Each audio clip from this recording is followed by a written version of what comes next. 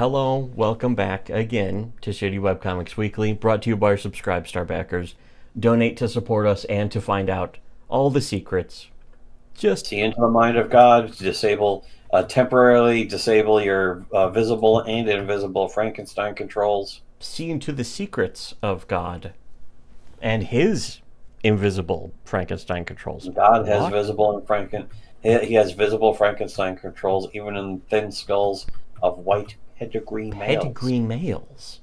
But continuing this Smuggies series, here's just the Reddit, just very simple rudimentary drawing of the Reddit mascot, and it says free speech, gun ownership, right to defend yourself, allowing all forms of political opinions within media, the right to view public material.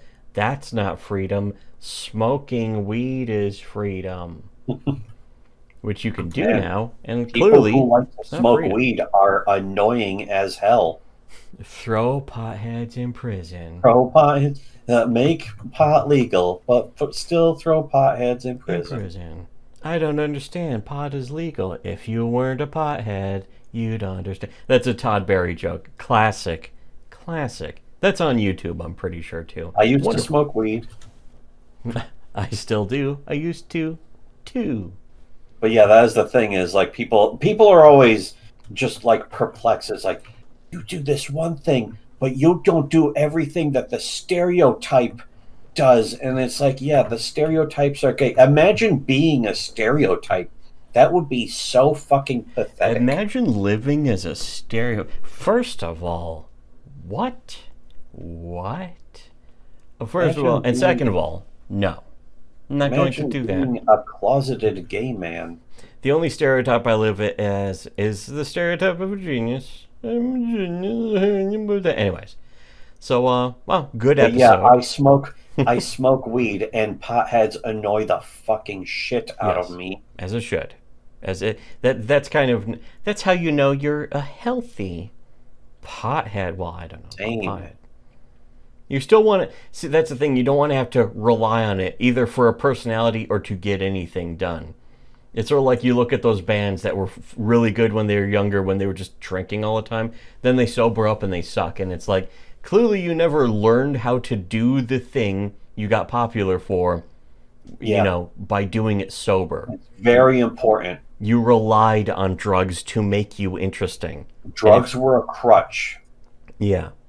Anyways. I think like Aerosmith is the only band that had anything. They're the only band that ever did anything good after they quit, and they were definitely still worse. Yeah, like the Rolling Stones had one of the biggest drop-offs. Just sad. And some of their shitty albums are still good. Well, by shitty albums I mean the beginning of the shitty era, whereas like Emotional Rescue I still generally like. I think they're still on drugs. In fact, I think probably that was before they quit drugs, but it also seems like they just afterwards. Like it's said that Some Girls is their last good album, basically. And their peak was like Exile on Main Street, maybe, and that's if you don't count the '60s stuff where they were doing Let It Bleed and the really top peak shit. I do not. I do not. But I mean, Exile on Main Street. That I've told that classic, incredibly boring story before, where I skimmed through, tracked through Exile on Main Street. And I didn't recognize a single song, so I was like, whatever. And I just never listened to it. The only one I recognized was Tumbling Dice because I heard it once. Yeah, maybe once on the radio. Yeah, and then I came back to... I remember I ripped the entire CD onto MP3, and I was like, you know what, I'm going to try just actually, not tracking through, but actually listening to this while I play some other video game. I think it was, sadly, World of Warcraft.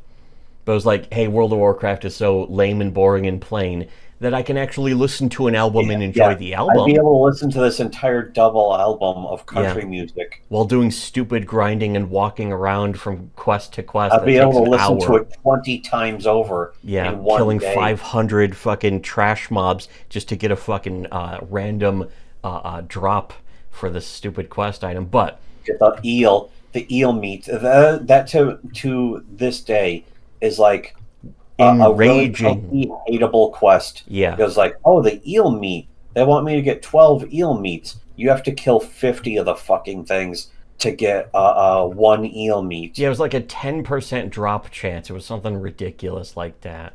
It's like, this is just a regular quest, and you're just making me waste all this time.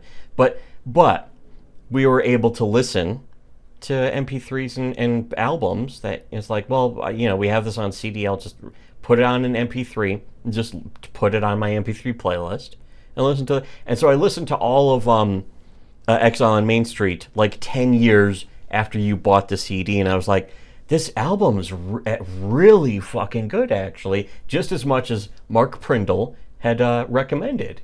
Who would have thought? So, yeah, that was a good one. Even though it didn't have a single song it didn't have a single radio hit, didn't have a single recognizable song. Tumbling Dice was the radio hit, and yeah, it wasn't a big one. It wasn't even like the best song. I don't even consider it in the top 10 on that album. Not even the best song on that album. Like, I consider Torn and Frayed, Loving Cup, Rocks Off. That's a good one. Rocks Off did get used in, what was it, Way of the Gun? I think so, but I don't remember that. And that song is good because it has a big build-up where it starts off kind of nice and then cranks up and cranks. It's sort of like one of the other greatest songs ever written by a human being, Cherry Pie by Warrant, where it starts off really rocking, and just when you think it can't rock even harder, it rocks even harder. Unironically. I mean that unironically. It rocks. Yes. This rocks. Yeah, if there's one thing I've learned about culture is that a lot of overrated shit gets loved by the normies because it was already popular. Yeah. Just like, Nirvana. Nirvana was like the eye-opener for me, and I was 12. Yeah. Just fucking embarrassing and enraging of the entire human race to let us down like that. I consider the human race to have let us down by making Nirvana and Pearl Jam, especially Pearl Jam. Nirvana, I can fucking still be like, they got some good songs, but Pearl Jam is like, no. I would not want to. I would rather listen to the dumbest hair metal butt rock. I would rather listen to the most throwaway B-side on the worst Def Leppard album than listen to the best Pearl Jam song. I would rather listen to a marathon of their worst ballads. Yes, their gayest ballads. I'd rather be stripped naked and thrown into the showers at Rikers Island. I would rather be forced to put on a dress and thrown into the showers at Rikers Island than eat Kellogg's Raisin Bran. That was another Todd Barry joke. The one of I used to do drugs, I still do, but I used to too, was actually by Mitch Hedberg. No, I'm pretty sure that was Bill Hicks. No, that one was. I don't know. I don't think Bill Hicks ever did that one. Bill Hicks did the stuff about going back to smoking. I'm absolutely certain it was Bill Hicks. I used to do drugs, still do, but I used to too. No, that was Mitch Hedberg. Bill Hicks did some stuff. I know Bill Hicks did Bill this Hicks. thing is about fucking going back. Started and getting those looks because I started smoking again, and then people are cheering. It's like, well, the support group like you. It's no wonder I relapsed. That was good though. That was from Rant and E Minor because I think he realized he had cancer and was like, oh fuck it, I'm just gonna. It's incurable. Okay, I'm going back to smoking. I think he also said something about. I'm very sure it was Bill Hicks. No, because I could find them. I mean, I know a lot of people say that stand-ups steal from Bill Hicks, but I'm pretty sure Mitch Hedberg fucking... I don't think Mitch Hedberg ever said it at all. Yeah, he did. No, I remember he did. I'm pretty sure it's from strategic locations. Yeah, he also did a thing where it's like, I'm quitting stand-up because I'm making a TV show. It's called Let's Hunt and Kill Billy Ray Cyrus. That was Bill Hicks, yes. Anyways, so... well, another great episode. We got a lot of material out of just this one genius episode. Incredible. So, as usual, support us on Subscribestar, and you get access to a bunch of excellent, the best videos at least as good as this, mostly better, even. You get access to the BIOS for your Frankenstein controls. Yes, you want to hack your prostate and your Frankenstein controls. Flash the BIOS on your Frankenstein controls today. Yes, by donating to our Subscribe Star. And, of course, for everyone else, should have listened to Shitty Webcomics.